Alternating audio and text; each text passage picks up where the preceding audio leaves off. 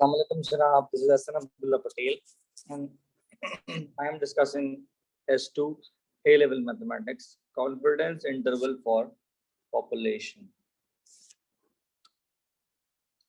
Janab, in the question they are asking the standard deviation of the volume of drink in cans of cola is 4.8 centiliters.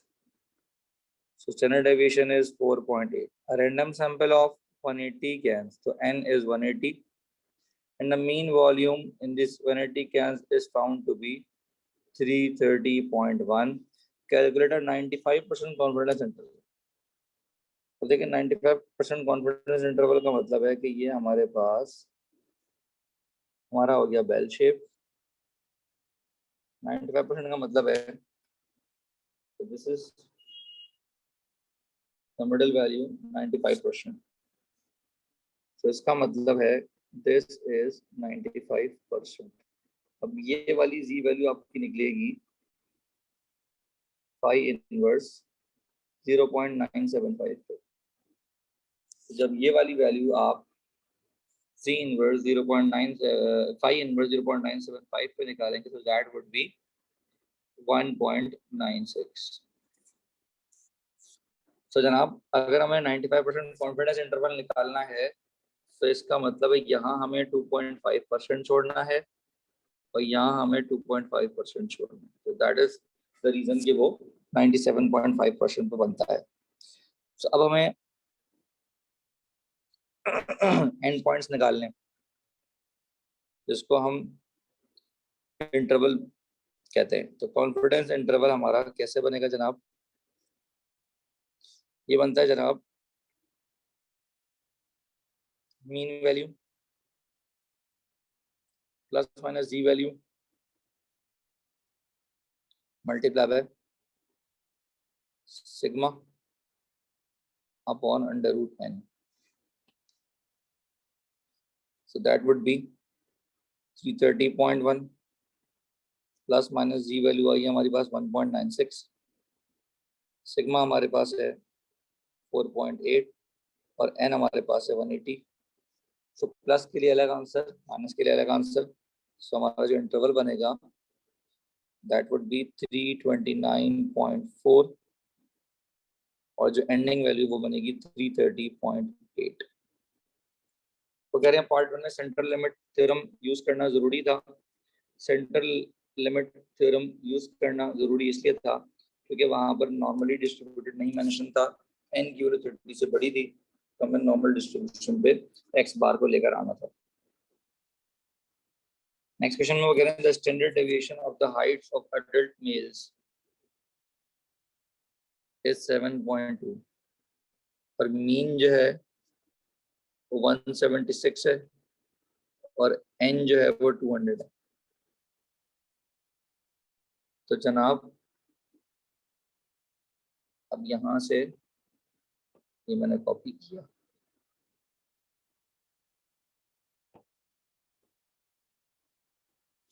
अब वो मांग रहे हैं 97.5%. तो बीच वाली जो वैल्यू होती है वो होती है बीच वाली वैल्यू हमें इसका मतलब गिवन है 97.5% ना.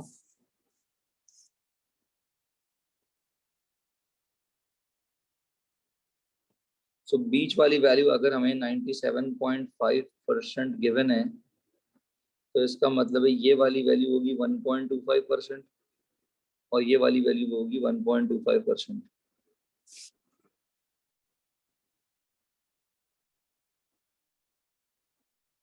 तो इसका मतलब ये वाली जो वैल्यू निकलेगी ये निकलेगी फाई इनवर्स.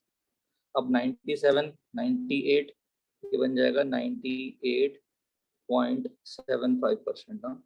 0.9875 बन जाएगा. तो अब जब आप ये जी वैल्यू निकालेंगे टेबल से तो वैसे भी नीचे गिवन होती है ये वैल्यू. तो ये हमारी जो जी वैल्यू बन रही है 2.24. हमें इंटरवल निकालना था तो कॉन्फिडेंस इंटरवल बता चुका हूँ. ये होता है जनाब mu plus minus z value into sigma upon under root n. So mu we have 176. This becomes z value. Z value is 2.24 multiplied by 7.2 divided by under root 200. So that will be 175 till 177. State a necessary condition for the calculation in part 1. n की value 30 से बड़ी है. It's not been mentioned that normally distributed है, तो हमें यहाँ पर central limit theorem एक तो लगाना था यहाँ पर, और दूसरी बात ये थी हमारे पास कि हमारे पास जो सैंपल है वो रैंडम होगा. अच्छा जी, कह रहे हैं the management of a factory wished to find a range within which the time taken to complete a particular task generally lies. It is given that the times in minutes have normal distribution with mean mu as standard deviation. अब mu पता नहीं है, लेकिन standard deviation हमें given है 6.5. Random sample of 15 employees was chosen and the mean time taken by these employees was found to be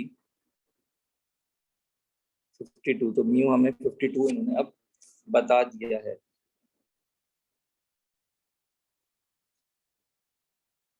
सबसे पहले हमसे कह रहे हैं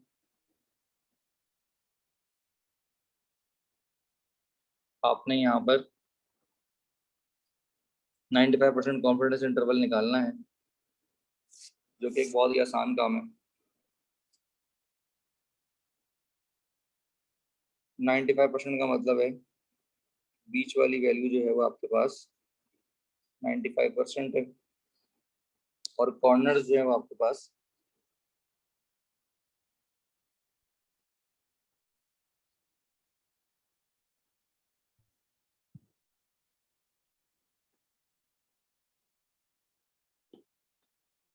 जनाब दोबारा से बता देता हूँ मैं आपको कि दिस 95% कॉन्फिडेंस इंटरवल का मतलब है ये 95% है.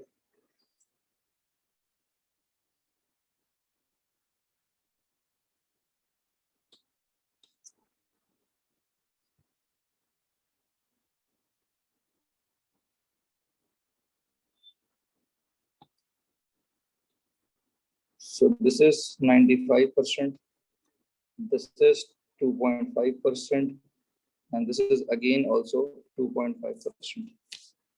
So this z value is phi inverse of 0.975 और उसके आगे आपको फिर पता है किस तरीके से होगा. यहाँ पर आ जाएगा 1.96. कॉन्फिडेंस इंटरवल निकालूंगा तो जनाब ये बनेगा mu value plus minus z value multiply by 6.5 upon under root n. N is 15, so this should be 48.7 till 55.3. State with the reason whether the width of this confidence interval was less than, equal to, or greater than the width of the previous interval. अब अगर later another 95% confidence interval was found based on a random sample of 30 employees. अब 30 employees की अगर आप बात करें तो n की वैल्यू हमारे पास 30 हो जाएगी. अब देखें n की वैल्यू 30 अगर हो जाएगी, अब देखें अब यहाँ पर रूट 15 निकालें आप. रूट 15 जो हमारे पास आ रहा है वो आ रहा है 3.87 और रूट 30 जब आप निकालेंगे वो आएगा 5.47. तो बेसिकली हमारे पास जब रूट 15 से डिवाइड करेंगे तो छोटी वैल्यू से डिवाइड करेंगे, तो बेसिकली जब सिग्मा स्क्वायर अपॉन 15 करेंगे तो ये वाली वैल्यू बड़ी आएगी और 30 वाली जो वैल्यू है वो छोटी आएगी. तो बेसिकली जब हम z में प्लस माइनस करेंगे बड़ी वाली वैल्यू और z में हम प्लस माइनस करेंगे छोटी वाली वैल्यू, सो ऑब्वियसली बात है this will be wider and this will be narrower.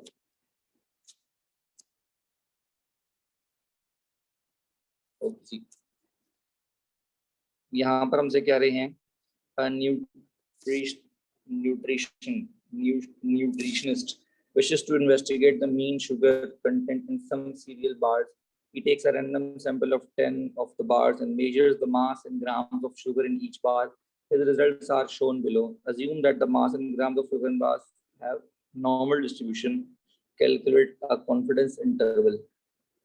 सबसे पहले तो आप म्यू निकाल लें, जनाब म्यू निकलेगा सिग्मा एक्स अपॉन एन करके, सबको सम कर लें, एन से डिवाइड कर दें, दैट विल बी 11.83। अब 99% कॉन्फिडेंस इंटरवल निकालें, तो इसका मतलब है this value is 99%, this is 1%, sorry this is 0.5% and this is also 0.5%। अब जी कॉर्नर वैल्यू निकालनी है जी की, ये निकलेगी 5 इनवर्स 0.995 करके, और ये जब निकालेंगे टेबल से दिस विल बी 2.576। तो इंटरवल निकालना है, तो z वैल्यू 2.576 है, प्लस माइनस, सॉरी म्यू से प्लस करते हैं, गलती हो गई। So mu value is 11.83 plus minus z value 2.576 multiply by sigma. Sigma जो है वो हमारे पास इन्होंने दिया हुआ है 0.01 यहाँ पर, तो this is basically sigma square, right. So sigma square is 0.01 divided by n। अब n हमारे पास कितना है 10, तो हम डिवाइड करेंगे अंडर रूट 10 से, तो सिग्मा स्क्वायर हमारे पास है और यहाँ पर हमें सिग्मा डालना होता है, तो हम इसका रूट लेंगे, ठीक है जी। सो हमारे पास आंसर आएगा 11.75 से लेकर 11.91 तक का। और वो कह रहे हैं क्वेश्चन में explain whether it was necessary to use central limit theorem. Normally distributed लिखा हुआ है, तो इसका मतलब है हमें कोई जरूरत नहीं थी। पार्ट 4 में कह रहे हैं the manufacturer suggest that a 95 confidence interval would be more likely to support his claim that 99% confidence interval. Without doing explain whether this suggestion is correct or not। अब देखिए 95% जो कॉन्फिडेंस इंटरवल है वो narrow होगा 99% confidence interval से, तो जितना confidence interval आप कम करेंगे उतनी आपकी प्रोबेबिलिटी कम हो जाती है। ओके, now वो कह रहे हैं it is thought that the value of 0.01 for the population variance may not be correct। Use the values in the sample to calculate unbiased estimate। so unbiased estimate हमें पता है किस तरीके से निकलता है जनाब। अनबाइज्ड एस्टिमेट हमारा निकलता है एस स्क्वायर से, so s square is n minus 1 upon n and this would be sigma x square upon n and these values should be calculated from the given data। तो इस तरीके से हम यहाँ पर निकाल लेंगे तो हमारा आंसर आ जाएगा। तो सिग्मा एक्स स्क्वायर का मतलब है ये जो एक्स की वैल्यूज हैं इनका हम स्क्वायर कर लें और फिर प्लस करें, that is sigma x square. These are the values of x. Sigma x upon n हमारे पास पहले से निकला हुआ है। वो कह रहे the number of words in history essays by students at a certain college has mean mu and standard deviation 1420। The mean number of works in a random sample of 125 history essays was found to be 4820। Calculate a 98% confidence interval। So अगर यहाँ पर हम 98% confidence interval की बात करेंगे, so this means this is 98%, this means this is 1%, and again this is 1%। So z becomes phi inverse of 0.99 and 99 का अगर हम जी इनवर्स करेंगे तो एक वैल्यू आएगी। और कॉन्फिडेंस इंटरवल आपको पता है किस तरीके से निकाला जाता है कि जनाब हम यहाँ पर mu plus minus z value into sigma square upon n करेंगे तो कॉन्फिडेंस इंटरवल हमारे पास आ जाएगा। क्वेश्चन में कह रहे हैं masses in grams of certain tomatoes are normally distributed with standard deviation 9 grams। जनाब सिग्मा आपको दिया हुआ है 9, रैंडम सैंपल है 100, म्यू हमारे पास है 63, 90% कॉन्फिडेंस इंटरवल निकालना। अब 90% कॉन्फिडेंस इंटरवल का क्या मतलब है? तो जनाब this is 90%, this is 5% and this is 5%। ये जो जी निकलेगा ये निकलेगा 5 इनवर्स ऑफ 0.95 पे। 0.95 पे जब हम निकालते हैं तो जी बिकम्स 1.64। कॉन्फिडेंस इंटरवल कैसे निकलता है भाई? म्यू की वैल्यू प्लस माइनस जी की value multiply by sigma square, sorry sigma upon under root n. So this becomes 61.5 to 64.5. The masses in grams of certain potatoes are normally distributed with known population standard deviation but unknown population mean. A random sample of potatoes is taken in order to find a confidence interval for the population mean. Using a sample size of 50, a 95% confidence interval is found to have with 8 grams. अब सबसे पहले हमने आपके सामने ये बनाया तो भाई 95% कॉन्फिडेंस इंटरवल है, तो हमने यहाँ पर जी की वैल्यू निकाली 1.96। अब ये होता है विड्थ का फॉर्मूला। विड्थ हमारे पास पता थी, जी वैल्यू पता थी, लेकिन सिग्मा हमें नहीं पता था, तो यहाँ पर मैंने सिग्मा निकाला। जब सिग्मा मैंने निकाल लिया तो अब वो नेक्स्ट पार्ट में कह रहा है कि इस सिग्मा को यूज करते हुए using another sample of size 50 in alpha percent confidence interval has width 4 grams. तो अब जो विड्थ है वो 4 ग्राम्स है, जी की वैल्यू अननोन है, सिग्मा मुझे पता है, एन मुझे पता है, और अब जो मैंने यहाँ से जी निकाला तो मेरा आ रहा है 0.98। अब 0.98 का मतलब है कि ये वाली जो वैल्यू है वो 0.98 है। अब इसका मैं फाई निकालूंगा, दैट इज 0.8365। तो इसका मतलब है यहाँ से यहाँ तक का जो मेरे पास आ रही है ये वैल्यू, वो आ रही है 83.65%। तो मुझे ये नहीं चाहिए।